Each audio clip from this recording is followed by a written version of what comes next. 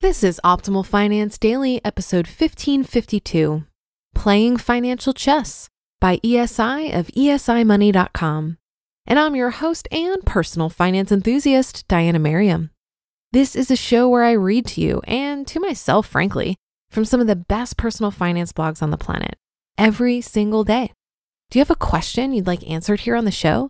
Go ahead and send it over to finance@oldpodcast.com and you will hear from me soon.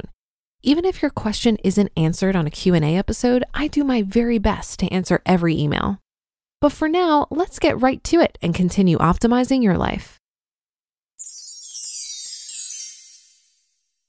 Playing Financial Chess by ESI of ESImoney.com.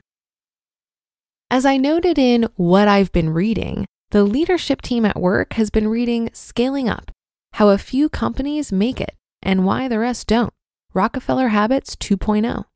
It's a basic management book in many ways, and yet most companies don't implement the basics, but also a very good one if you're interested in business. A quote from the book stood out to me and I wanted to share it with you. Quote, "Good managers play checkers while great managers play chess." End quote. It compared those who think and plan far ahead, deal with complexities, and cope with a variety of issues moving in various directions, playing chess, to those who think at one level only, don't see the entire picture, and manage in a simplistic way, like playing checkers.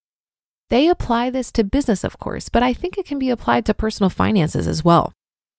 Financial chess. So what is playing financial chess? Here's my take. Someone who plays financial chess knows how the game is won. In chess, you win by placing the king in checkmate. In personal finance, the key measure is net worth, followed closely by cash flow. Knowing what you're trying to achieve is a key part of playing financial chess. Has a strategy. If you go into chess or money management without an idea of what you want to accomplish, you've already lost. Use tactics to implement the strategy. Once you have your strategy, you have to implement it move by move, slowly over time to see the fruits of your efforts. Focus on priorities. In chess, it's a priority to defend your king while also making progress in attack. In personal finance, there are priorities like earning, saving, and investing. Ignore any of these at your peril. Uses tried and true principles to his advantage. In chess, there are tried and true principles like controlling the center, space, time, safety, etc., that generally lead to a victory. In personal finance, there are tried and true principles like spending less than you earn, keeping debt low, using compound interest to your advantage, etc., that will help you grow your net worth, but is also willing to go against the grain when need be.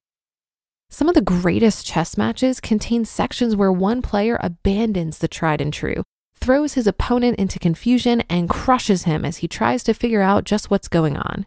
He takes a risk in hopes of a big gain. In personal finance, success often comes from taking counterintuitive actions, like buying when others are selling, investing even if the market's going down, putting money into index funds, an investment that is average and yet beats most others, taking a few risks like investing in real estate or peer-to-peer lending, and so on. Adjusts as needed to challenges.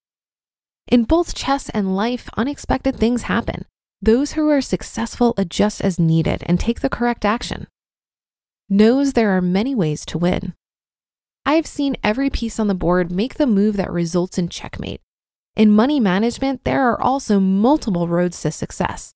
Earn big, save big, start your own business, invest wisely, and on and on. Understands that sacrifice could be the key. In chess, sometimes you must sacrifice a piece to gain a bigger advantage in another way.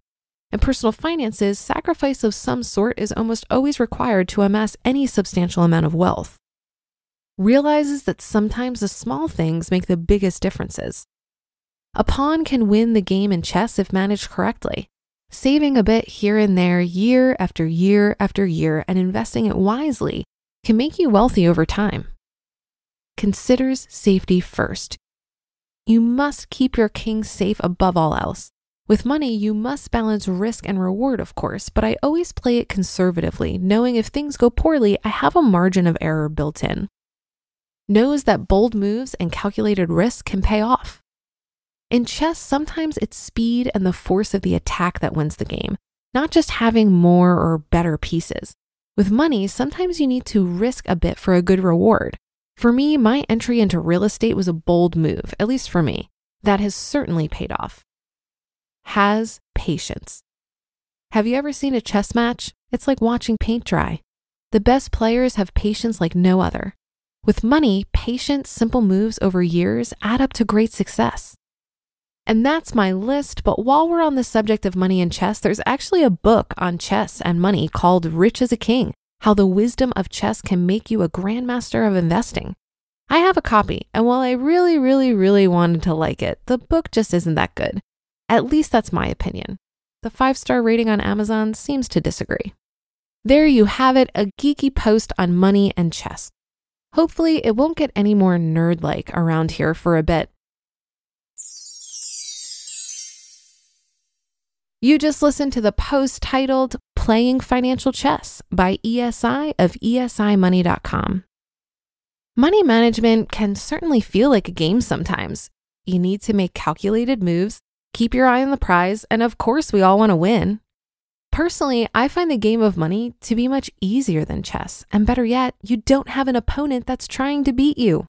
Also with chess, I get the sense that you have to be hyper vigilant and thinking through your next move at all times.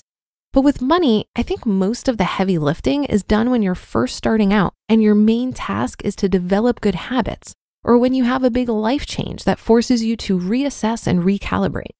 Once you're out of debt and the habits of budgeting, saving, and investing are in place, and better yet, are automated, there's a point where you can relax on autopilot a little bit. At this point, your habits and automation take over and you just continue to accumulate wealth either until you've won the game or until you hit a roadblock that forces you to make a move and reassess. And then there are the times when the game gets more exciting. You can get yourself to a level of financial security that perhaps isn't financial independence, but allows you to take some risks that would have been unwise when you were less financially secure. The point is, that is your game to play. There are so many ways to win, and it's totally possible to have fun along the way. And that should do it for today. Have a happy rest of your day, and I'll see you on the Thursday show tomorrow, where your optimal life awaits.